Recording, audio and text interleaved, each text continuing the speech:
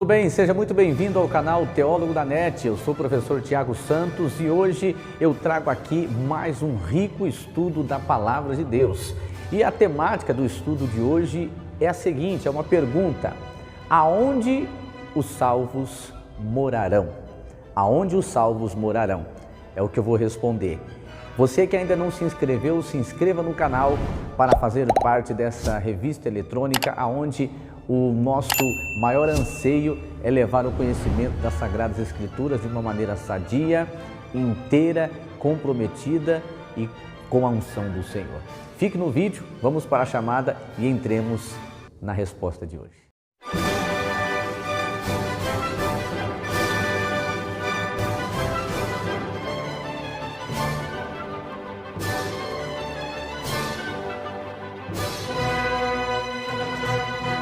Algumas religiões acreditam que ainda nesta terra os salvos vão habitar nela, mas quando ela for transformada e completamente feita um paraíso, eles acreditam que essa terra será transformada e que aqui habitarão os salvos. Eles utilizam alguns textos da Bíblia para estruturar essa seguinte afirmação.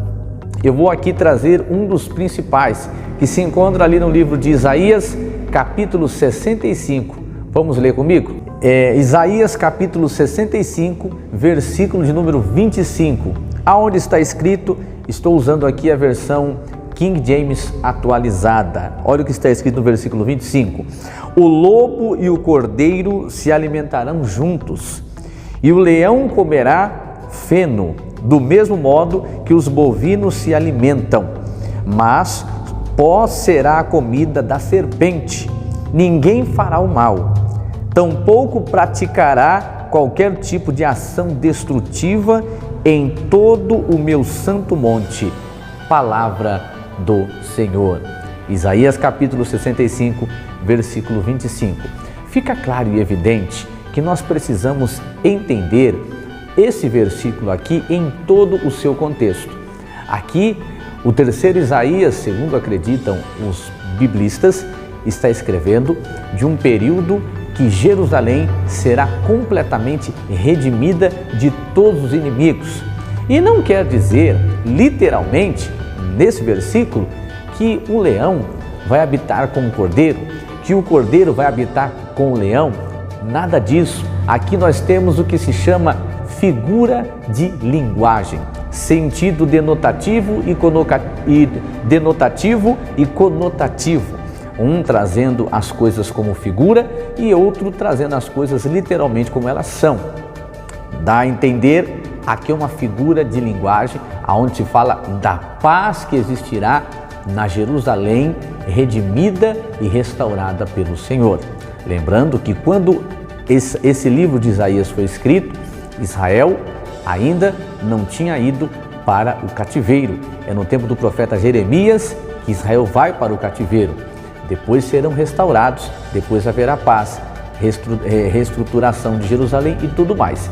Então, esse versículo não pode ser usado ao pé da letra para exemplificar a salvação dos redimidos em Cristo Jesus na eternidade.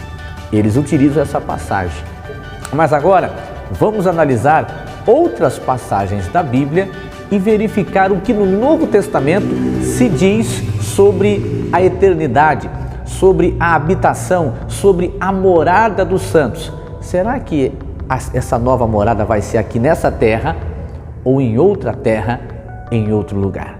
Continue comigo, vamos lá.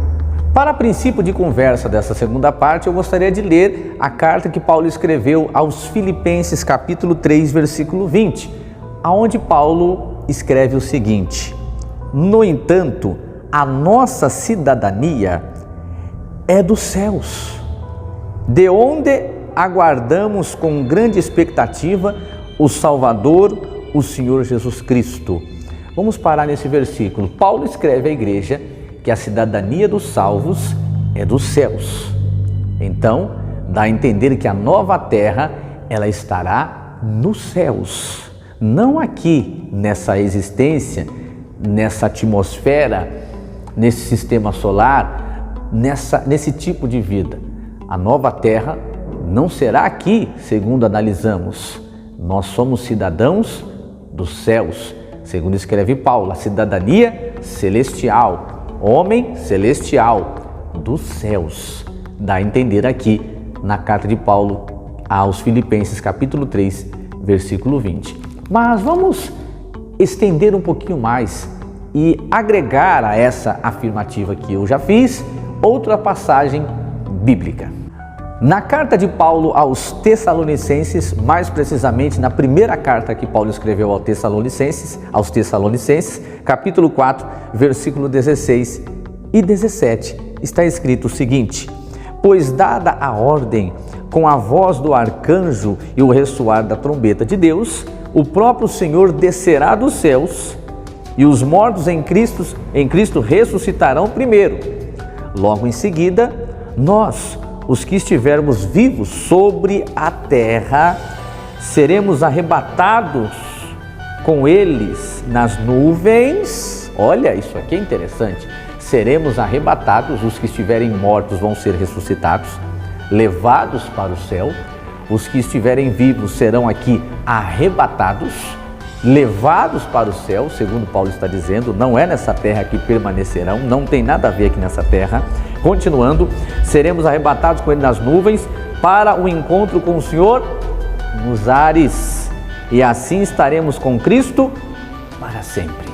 Dá a entender, lendo aqui primeira carta de Paulo aos Tessalonicenses, capítulo 4, versículo principalmente o 17, que não é nessa terra que os salvos viverão.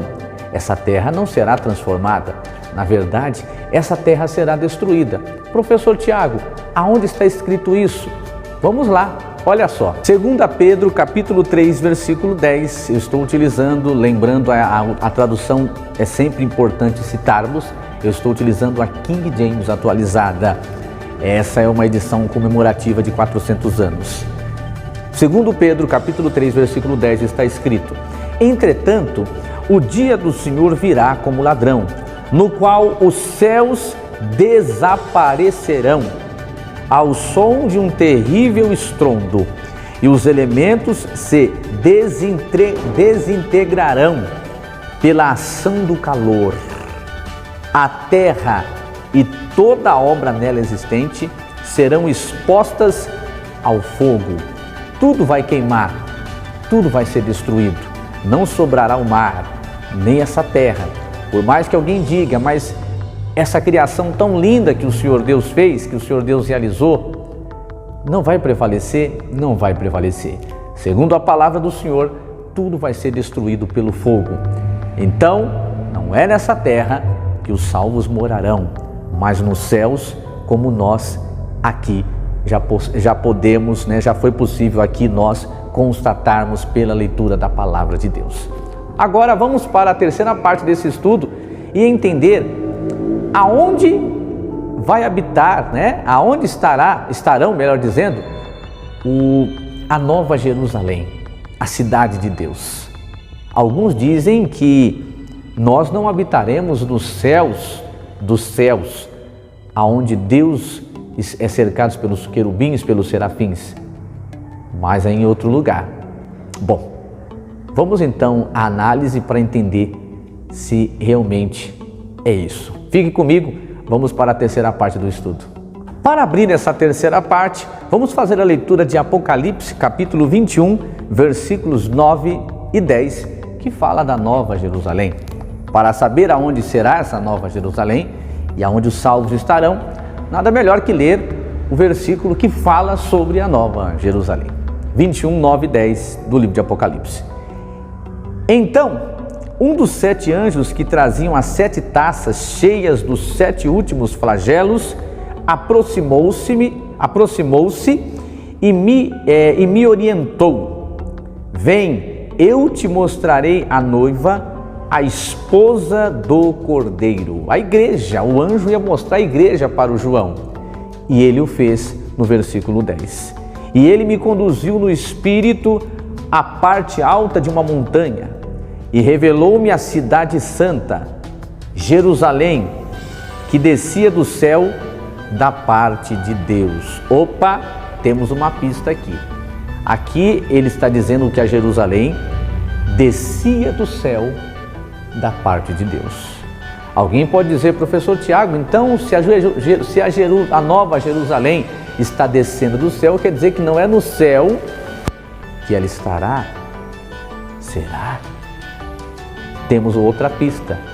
Olha essa outra leitura que vai nos favorecer a entender o local aonde está a nova Jerusalém.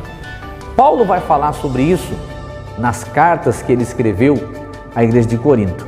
Vamos fazer a leitura?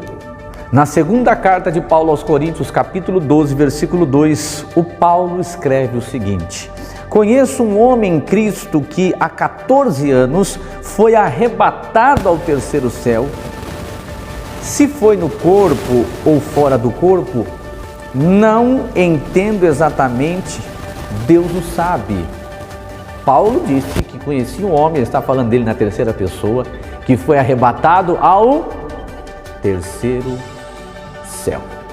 Terceiro céu. Isso significa que tem 3 céus, segundo o Novo Testamento. 3 céus. O céu aonde está o trono de Deus, a realeza celestial, os querubins e os serafins, e tem o céu, né? O segundo céu, que nós não entendemos aonde é. Agora, o terceiro céu, aonde Paulo foi arrebatado, é o paraíso. Sabe por quê? Na nova versão internacional, na Bíblia, né, da nova versão internacional, a tradução da nova versão internacional, chama o terceiro céu de paraíso, não de terceiro céu, chama de paraíso. Paulo foi arrebatado ao paraíso e a nova Jerusalém vai estar no paraíso. Então, logo, nós não vamos morar aqui nessa terra, nós vamos morar no paraíso, nós vamos morar no terceiro céu, segundo podemos ler aqui a declaração, a escrita do apóstolo Paulo à igreja de Corinto. Então fica evidente e claro que é no terceiro céu a morada dos salvos, a nossa morada, dos que cremos. É no terceiro céu que estaremos para sempre com o Senhor, para sempre com Cristo. Não nessa terra.